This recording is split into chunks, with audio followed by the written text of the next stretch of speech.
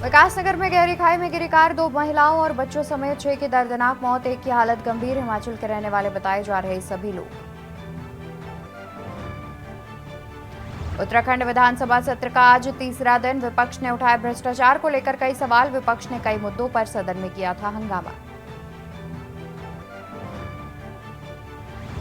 देहरादून में कोविड-19 कर्मचारियों का विधानसभा कूच, स्वास्थ्य विभाग में फिर समायोजित करने की मांग। 241 दिनों का धरना, 110 दिनों से भूख हड़ताल। लोकसभा चुनाव की तैयारियां तेज। देहरादून में मुख्य निर्वाचन अधिकारी ने संजय गुंज्याल संघ की बैठक, सुरक्षा बलों की मतदाता सूची अपडेट करने का निर्देश। डोईवाला में ग्रामीणों ने किया लोकसभा चुनाव 2024 का बहिष्कार, 7 साल बाद भी नहीं हो सका सड़क निर्माण। सनगांव, नहीकला, सिंधवाल गांव में ग्रामीण विरोध में उतरे। त्योहारी सीजन को देखते हुए सख्त हुई सरकार। हरिद्वार में एफएसडब्ल्यू वैन से की गई दूध की सैंपलिंग, लोगों को मौके पर किया गया जागरूक। आप देख रहे हैं के न्यूज, खबरों का सारथी।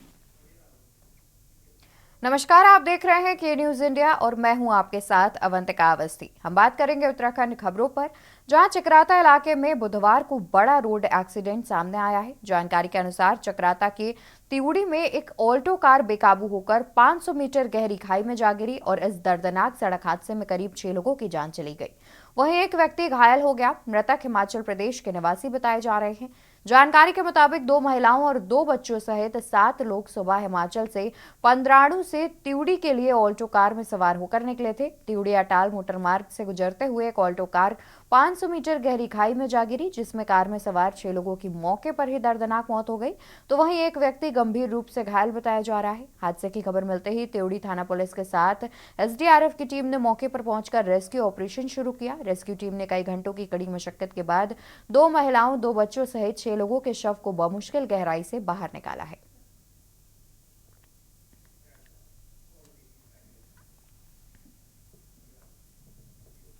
लोकसभा चुनाव नजदीक है और फरवरी का महीना भी करीब करीब बीत ही गया है और मार्च महीने में प्रवेश करते ही कभी भी लोकसभा चुनावों की तारीखों का ऐलान किया जा सकता है।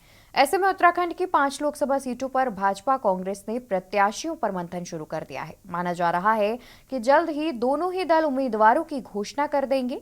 तो वहीं बीजेपी ने राज्य की 5 लोकसभा सीटों के लिए 55 दावेदारों का पैनल तैयार किया है, तो दूसरी तरफ कांग्रेस में प्रत्याशियों का टोटा देखने को मिल रहा है। मौजूदा समय में कांग्रेस में पूर्व मुख्यमंत्री हरीश रावत के अलावा कोई बड़ा नेता इस समय चुनावी मैदान में नहीं दिख रहा है। कांग्रेस नेता हरक सिंह रावत ईडी की जांच में घिरे हैं, तो वहीं कांग्रेस विधायक प्रीतम सिंह ने लोकसभा का चुनाव लड़ने से इनकार कर दिया है। उत्तराखंड में होने वाले लोकसभा चुनाव से पहले तमाम राजनीतिक दलों ने प्रत्याशियों पर मंथन शुरू कर दिया है। सत्ताधारी दल यानी कि बीजेपी की बात करें तो भाजपा अपने विरोधी दलों से प्रत्याशियों के चयन पर भी आगे निकल रही है। भाजपा की स्टेट पार्लियामेंट्री बोर्ड की बैठक में 55 दावेदारों की सूची तैयार की गई है। बैठक में चर्चा के बाद इन नामों को शीर्ष नेतृत्व को भेजा गया है। जल्द ही शीर्ष नेतृत्व इस पर फैसला लेगा। भाजपा ने प्रत्याशियों का पैनल तय करते समय पार्टी की ओर से स्थानीय कार्यकर्ताओं की राय, सामाजिक संतुलन और रणनीतिक दृष्टि से विचार विमर्श के बाद पैनल तैयार किया है। हर क्षेत्र में जो हमारा प्रोफेसर लोग गए थे उनके द्वारा जो नाम दिए गए हैं लगभग अधिकतम 8 से 9 की संख्या है और मिनिमम 5 से 7 की संख्या। प्रत्याशी हमारे यहाँ बहुत प्रभावी रूप से जब पर्यवेक्षक गए तो उन्होंने सारे विषय चर्चा की। प्रथम वरीयता पूछी, द्वितीय वरीयता पूछी कार्यकर्ताओं के माध्यम से। उस आधार पर निर्णय हुए हैं और हल्के निर्णय हमारे दल में होते नहीं हैं। बड़े प्रभावशाली नाम आए हुए हैं, सब प्रभावशाली कार्यकर्ता हैं और उनका अपना क्षेत्र में आधार है। 5 लोकसभा सांसद भारतीय जनता पार्टी को 2019 में मिले और इन सब लोगों ने एक गांव उस टाइम गोद लिया था। आप इनसे इतना पूछ लीजिए कि आपने जो गांव गोद लिया था, क्या उस गांव की जो स्थिति है वो सुधरी है? मैं अगर उत्तराखंड में मैं जिस जिले को बिलोंग करता हूं, पौड़ी गढ़वाल, वहां पे हमारी विधानसभा श्रीनगर में एक गांव तीरथ सिंह राव जी ने गोद लिया था, सिरतोली गांव है। उस गांव में आज भी सड़क के बुरे हाल हैं, शिक्षा के बुरे हाल हैं। पानी के लिए लोग सुबह 5 बजे वहाँ पे लाइन लगा देते हैं कि पानी भरने के लिए दूसरे गाँव जाते हैं। आपको बता दें कि भाजपा के सबसे ज्यादा 11 दावेदार टिहरी सीट पर हैं, जबकि सबसे कम 5 दावेदार हरिद्वार और अल्मोड़ा सीट पर हैं। वहीं एक तरफ जहां भाजपा में एक अनार 100 बीमार वाली स्थिति देखने को मिल रही है, तो दूसरी ओर कांग्रेस में प्रत्याशियों का टोटा देखने को मिल रहा है। मौजूदा समय में कांग्रेस में पूर्व मुख्यमंत्री हरीश रावत के अलावा कोई बड़ा नेता इस समय चुनावी मैदान में नहीं दिख रहा है। कांग्रेस नेता हरक सिंह रावत ईडी की जांच में घिरे हैं, तो वहीं कांग्रेस विधायक प्रीतम सिंह ने लोकसभा का चुनाव लड़ने से इनकार कर दिया है। मैं प्रीतम सिंह चुनाव लड़ने से नहीं डरता, लेकिन मैं आपको कहते कहते थक गया हूँ कि मैं चुनाव नहीं लड़ रहा। अध्यक्ष जी भी अगर कह रहे हैं तो मैं अध्यक्ष जी से कहना चाहता हूँ, भाई जिस व्यक्ति के लिए आपने व्यू रचना की है, भाई चक्रव्यूह अर्जुन तोड़ते थे कि नहीं तोड़ते? अभिमन्यु अपरिपक्व थे तो चक्रव्यूह तोड़ते हुए जिस तरीके से उनकी मृत्यु हुई आप सबके सामने कि अध्यक्ष जी ने जिस प्रत्याशी के लिए सारी व्यू रचना की है तो उसको वो लड़ाएंगे तो ज्यादा बेहतर रहेगा। हमारी पार्टी भी लगातार हमारी बैठकें जारी हैं। स्क्रीनिंग कमेटी की कई बैठकें हो गई हैं, सभी लोगों ने अपनी अपनी बातें वहां पर रखी और जो सबसे उत्तम समझ में आएगा स्क्रीनिंग कमेटी को और हमारे सीनियर नेताओं को, उस पर निर्णय होगा। भारतीय जनता पार्टी के नेताओं का मानसिक दिवालियापन इससे झलकता है कि जो है वो लगातार कांग्रेस के ऊपर जो है टिप्पणी कर रहे हैं, अनर्गल बयानबाजी कर रहे हैं। कांग्रेस पार्टी से कौन चुनाव लड़ेगा कौन नहीं लड़ेगा इसकी चिंता भारतीय जनता पार्टी को छोड़ देनी चाहिए और अपने घर में जो है एका और एक राय बनानी चाहिए, क्योंकि उनके राष्ट्रीय अध्यक्ष का कार्यक्रम तय हुआ था 28 तारीख का, आज उनको देहरादून में होना था। 5 सीटें हम जीत रहे हैं और जो भी अन्य पार्टियां अन्य दल हैं, जरूर विपक्ष सशक्त होना चाहिए, लेकिन उनको अपने जमानत बचाने लायक वोट मिल जाए तो ये उनका सौभाग्य होगा। कुल मिलाकर चुनाव के लिए समय बेहद कम है। यही वजह है कि राजनीतिक दलों ने प्रत्याशियों पर मंथन शुरू कर दिया है। भाजपा में जहां 5 सीटों के लिए 55 दावेदार सामने आए हैं, तो वहीं कांग्रेस के पास भाजपा को टक्कर दे पाने की स्थिति वाले दिग्गज उम्मीदवार ही नहीं। ऐसे में सवाल ये है कि क्या भाजपा के सिटिंग सांसदों के टिकट कटेंगे? आखिर भाजपा मात्र 5 सीटों कैसे समीकरण बैठा पाएगी? आखिर कांग्रेस कैसे बिना दिग्गज नेताओं के चुनावी दंगल को जीत पाएगी? Uttarakhand desk report. उत्तराखंड विधानसभा का बजट सत्र चल रहा है और बजट सत्र का आज तीसरा दिन था, कल तीसरा दिन था, जहां पर इस दौरान सदन में प्रश्नकाल के वक्त न सिर्फ सत्ताधारी पार्टी के विधायकों को उनके मंत्री जवाब नहीं दे पा रहे हैं, वहीं विपक्ष ने सरकार के मंत्रियों के होमवर्क पर ही सवालिया निशान खड़े कर दिए हैं। विधायकों के मंत्रियों के द्वारा सवालों के जवाब न देने पर उत्तराखंड विधानसभा के नेता प्रतिपक्ष यशपाल आर्य ने कहा कि सदन में प्रश्नकाल में विधायकों के जवाब मंत्री नहीं दे पा रहे हैं। इससे साफ होता है कि सरकार के मंत्रियों को प्रदेश की खबर ही नहीं है, उनको प्रदेश के मुद्दे के ही नहीं पता है। वहीं कांग्रेस के चक्राता से 6 बार के विधायक प्रीतम सिंह भी मंत्रियों के द्वारा जवाब न देने पर मंत्रियों के ऊपर सवाल खड़े कर रहे हैं। दूसरा दिन है और जिससे माननीय मंत्री जनों के जो होमवर्क है माननीय मंत्री जनों उस पर कहीं न कहीं बहुत कमी दिखाई, होमवर्क करके मंत्री जन लिया और सब जगह किया। सरकार सवालों के जवाब देने से बचती भी रही है, इसलिए सत्र का स्वरूप को बहुत ही कम कर दिया गया। ये पिछले सत्र में भी देखने को मिला और इस सत्र में भी जो माननीय अध्यक्ष विधानसभा ने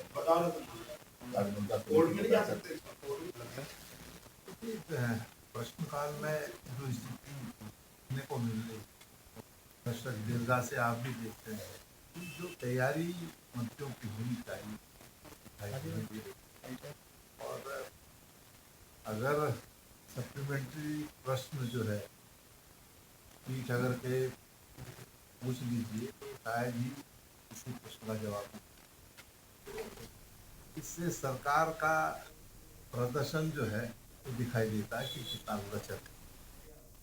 खबर देहरादून से बता दें, जहां पर नैनीताल जिले के बिंदु खत्ता को राजस्व गांव घोषित किए जाने और इसके तहत अन्य दर्जनों ऐसे खत्तों गोटों को वन भूमि अतिक्रमण अघोषित के नाम पर बेघर किए जाने के विरोध में पूर्व मुख्यमंत्री हरीश रावत ने विधानसभा कूच किया। हरीश रावत के नेतृत्व में हुए प्रदर्शन में इंडिया गठबंधन के घटक दलों के नेताओं और कांग्रेस पार्टी के प्रदेश अध्यक्ष करण महारा ने भी भाग लिया। इस मौके पर हरीश रावत ने कहा कि 100 साल से ज्यादा के इतिहास के साथ गोट खत्ते आदि तराई के भावर में बसे हुए हैं। कहा कि इन लोगों ने बंजर भूमि को आबाद किया, जो हजारों की संख्या में है। इन सब गांवों को राजस्व गांव का दर्जा दिए जाने की मांग को लेकर सरकार को जगाने के लिए विरोध जताया है। वहीं कांग्रेस के प्रदेश अध्यक्ष करण महारा ने भी सरकार से बिंदु खत्ता जैसे अन्य गांवों को भी राजस्व गांव घोषित किए जाने की मांग को लेकर सरकार पर जमकर निशाना साधा। 100 साल से ज़्यादा के इतिहास के साथ हमारे गोट खत्ते आदि तराई भावर में बसे हैं और यहाँ गांव-गांव से आए हुए भूमिहीनों ने, गरीबों ने, दलितों ने, शिल्पकारों ने अपने वहाँ बसे और उन बंजर भूमियों को आबाद करना शुरू किया। वहाँ पर अपने पशुपालन किया, खेती बाड़ी की और ये हजारों की संख्या में हैं, जिनमें आप अंदाज लगा सकते हैं 1 लाख से ज़्यादा की आबादी वाला बिंदु खत्ता है। ऐसा ही बग्गा चौवन, ऐसा ही सुंदर खाल, ऐसे ही जो है चुकम अतिक्रमण के नाम पे बिंदु खत्ता को खतरे में डाली। अभी 2 महीने पहले ही जिला अधिकारी की रिपोर्ट में फिर उसको जो है अतिक्रमण दिखाया गया है, जो निश्चित ही निंदनीय है। 2006 में आदरणीय मनमोहन सिंह जी ने खत्तों के लिए वन गाँव के लिए एक नया अध्यादेश पास किया था, जिसमें कहा था कि राज्य सरकारें इनके प्रस्ताव बनाकर भेजे, डिफॉरेस्टराइजेशन कराए और इन इलाकों को जो ऐसे क्षेत्र हैं इनको चिन्हित करके इनको पक्का किया जाए, इनको ग्राम सभा का या छोटी पंचायतों का जो है स्वरूप दिया जाए। लेकिन अफसोस है बीजेपी उस रास्ते पे नहीं चल रही। 2006 का जो अध्यादेश है उसका पालन न करते हुए गरीबों को घर उजाड़ने की कोशिश करे। जो और यहाँ रुकेंगे एक छोटे से ब्रेक के लिए, जल्द हाजिर होंगे।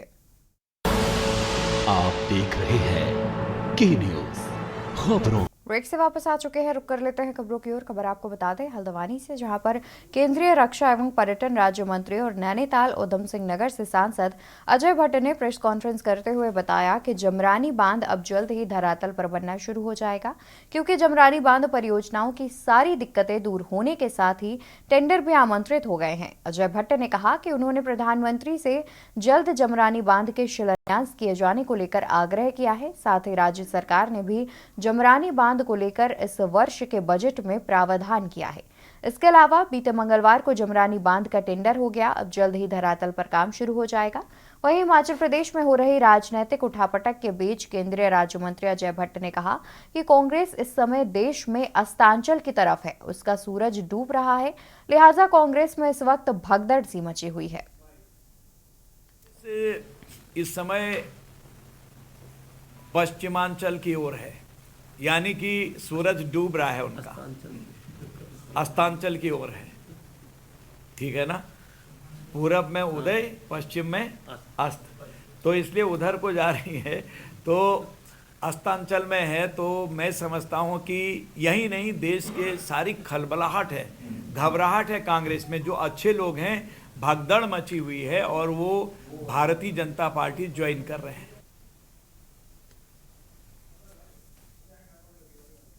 कोरोना काल में स्वास्थ्य सेवाओं में सेवारत रहने वाले कोविड-19 कर्मचारियों का विधानसभा में कूच हुआ, जिसको लेकर कोविड-19 कर्मचारी संतोष राणा ने कहा कि कोरोना काल में जान जोखिम में डालकर सेवा देने का हमें ये सिला मिला कि 241 दिनों से हम धरना स्थल पर धरना दे रहे हैं और बीते 110 दिनों से भूख हड़ताल पर बैठने को विवश हैं और हमारी केवल एक ही मांग है कि हम 900 कर्मचारियों को स्वास्थ्य विभाग में पुनः समायोजित किया जाए, जिससे हम अपनी बदतर हो रही आर्थिकी को बेहतर कर सकें।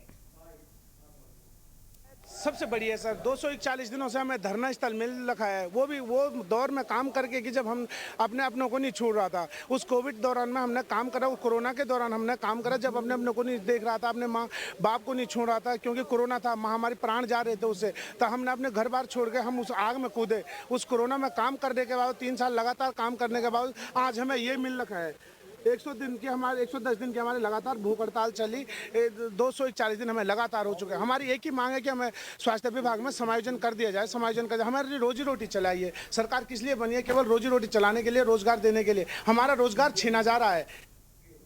खबर देहरादून से है, जहां मुख्य निर्वाचन अधिकारी डॉक्टर BVRC पुरुषोत्तम ने लोकसभा सामान्य निर्वाचन 2024 को स्वतंत्र, निष्पक्ष एवं पारदर्शी रूप से कराए जाने की तैयारियों को लेकर महानिरीक्षक ITBP संजय गुज्याल के साथ बैठक की।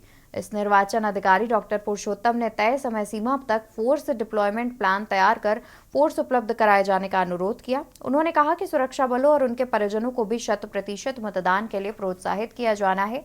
इसके लिए शीघ्र से शीघ्र सुरक्षा बलों की मतदाता सूची आदि को लेकर अपडेट करने हेतु अनुरोध किया।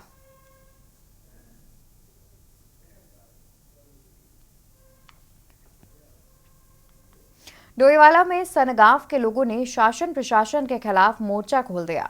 सड़क विहीन सनगांव, नाही कला और संदवाल गांव के लोगों ने लोकसभा चुनाव का पूर्ण बहिष्कार करते हुए गांव की सीमा पर चुनाव बहिष्कार का नोटिस बोर्ड लगाकर राजनीतिक दल के लोगों से वोट मांगने के लिए गांव में न आने का निवेदन किया है। गांव के लोग बोले, सड़क के अभाव में हमारे यहाँ पर रिश्ते टूट रहे हैं, बच्चों की शादियां नहीं हो रही हैं, बुनियादी सुविधाएं भी नहीं मिलने से गांव खाली हो गया है। मजबूर होकर गांव के लोगों को चुनाव बहिष्कार का कड़ा फैसला लेना पड़ा। ग्राम पंचायत के प्रधान हेमंती रावत, BDC अतुल पुंडीर और सामाजिक कार्यकर्ता पुनीत रावत के साथ तमाम ग्रामीणों ने सांकेतिक प्रदर्शन किया। पूर्व में भी आप अवगत हैं, हमने SDM महोदय को भी अभी ज्ञापन भेजा था कि भाई हमारी रोडों का संज्ञान लिया जाए, अन्यथा हम आंदोलन के लिए बाध्य होंगे। तो जो हमारा ज्ञापन है, ज्ञापन दिए हुए भी 1.5 महीने से ऊपर हो चुका। कोई शासन प्रशासन उस तरफ सूद लेने को लिए तैयार नहीं है। आप खुद पहले भी चल के जैसे देख के आए हैं आप भी कि हम लोगों का जो सड़क की समस्या है वो कितनी विकट है। बच्चों को स्कूल में आने जाने के लिए कितनी दिक्कतें हो रही हैं। आज तक हमारे यहाँ सड़क नहीं, आपने स्थिति देखी होगी। और आपके माध्यम से हम यही सभी नेताओं को कहना चाहते हैं, BJP हो चाहे कांग्रेस हो, कोई भी जनप्रतिनिधि हमारे क्षेत्र में वोट मांगने ना आए। हमने बिल्कुल पूर्ण बहिष्कार कर लिया है ताकि सड़क नहीं, हमारी समस्या को दूर करें, तभी जाके हमारे यहाँ वोट मांगना है। बहुत है, हॉस्पिटल भी 10 या 30-35 किलोमीटर दूर है, वहाँ जाना पड़ता है। कभी पहाड़ों से आना पड़ता है तो रास्ते भी नहीं है, घोड़े या 4-5 रुपये करके उसमें लाना पड़ता है हमें। लड़कियों की शादी होती है तो वो भी डिमांड पहले हो जाती है कि वेडिंग कार्ड में दो, कोई आने को तैयार ही नहीं होता ऊपर, कैसे करेंगे। लक्सर में आगामी मार्च माह को देखते हुए ऊर्जा निगम ने वसूली की रणनीति तैयार करना शुरू कर दी है। ऊर्जा निगम के AE ने लक्सर के सभी तीनों सब डिवीजन के AE और JE को वसूली के निर्देश दिए हैं कि आगामी 15 मार्च से पहले बड़े बकाया वाले लोगों से बिलों की वसूली करने या कनेक्शन काटकर RC की कार्रवाई शुरू करने के आदेश दिए गए हैं। आपको बता दें कि वित्त वर्ष के अंत में सभी विभाग राजस्व वसूली में जुट जाते हैं।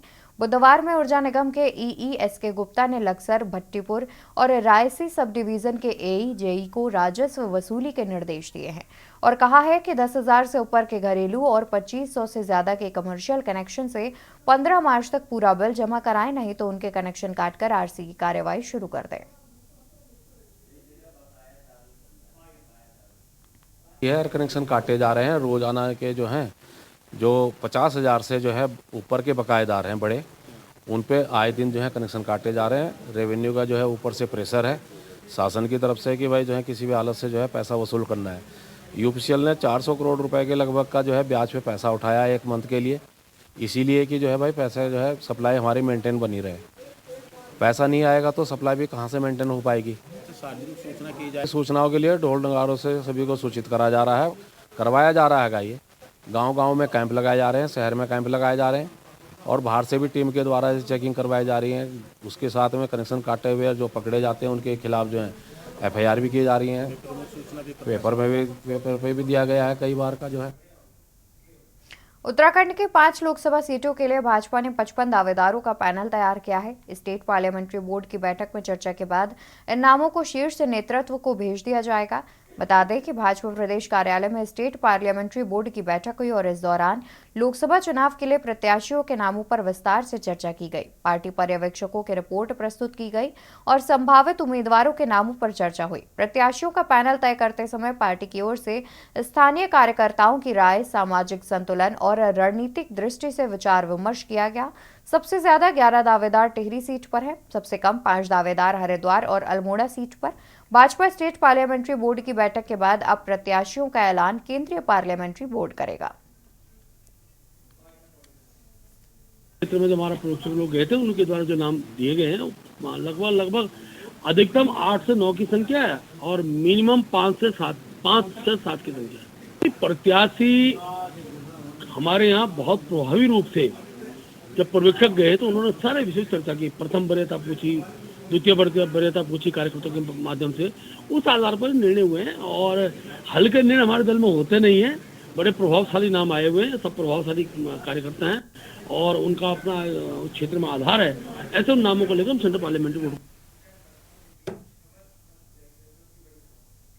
और इसी बीच मध्य प्रदेश से एक बड़ी खबर सामने आ रही है। बड़ी खबर आपको मध्य प्रदेश से बता देते हैं। मध्य प्रदेश से इस बीच बड़ी खबर, जहां डिंडौरी में भीषण सड़क हादसा। मध्य प्रदेश के डिंडौरी में हुआ भीषण सड़क हादसा।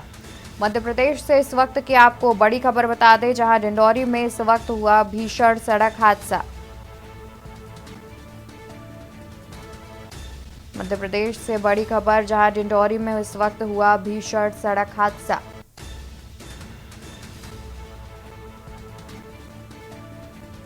सड़क हादसे में 14 की मौत, 21 लोग घायल बताए जा रहे हैं।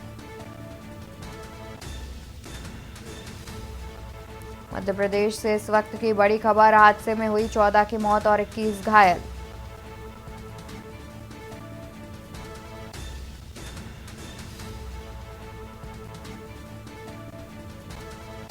डिंडौरी में हुआ भीषण सड़क हादसा। खबर आपको मध्य प्रदेश से बता दें। मध्य प्रदेश से खबर, जहां डिंडौरी में हुआ भीषण सड़क हादसा।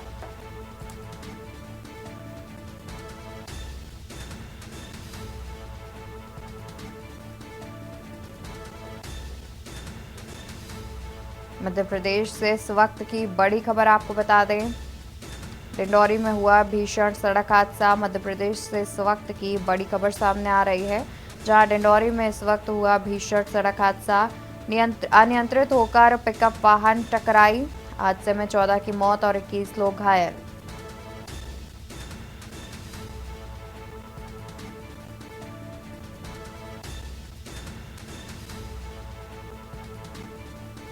मध्य प्रदेश के डिंडौरी में हुआ भीषण सड़क हादसा। इसी बीच बड़ी खबर आपको बता देते हैं, जहां पर अनियंत्रित होकर पिकअप वाहन के पलटने से हुआ हादसा।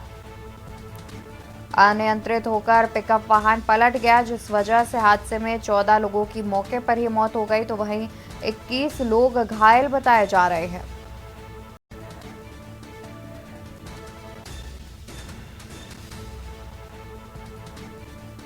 मध्य प्रदेश के डिंडौरी से इस वक्त की बड़ी खबर सामने आ रही है, जहां पर एक पिकअप वाहन के पलटने से 14 लोगों की मौत हो गई है और 21 लोग घायल बताए जा रहे हैं।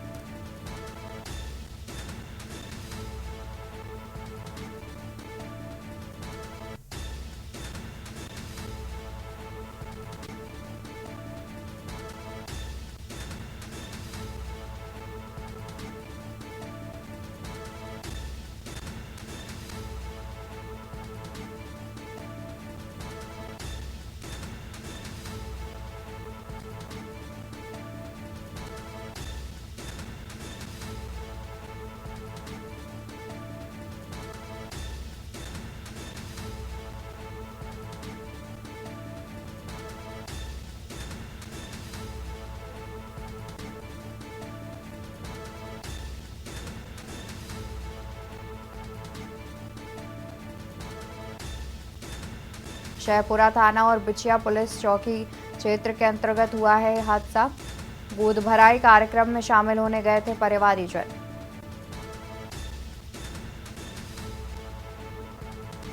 गोद भराई कार्यक्रम में शामिल होने गए थे लोग। घायलों का शाहपुरा सामुदायिक स्वास्थ्य केंद्र में चल रहा है इलाज। हादसे की वजह अभी सामने नहीं आ पाई है।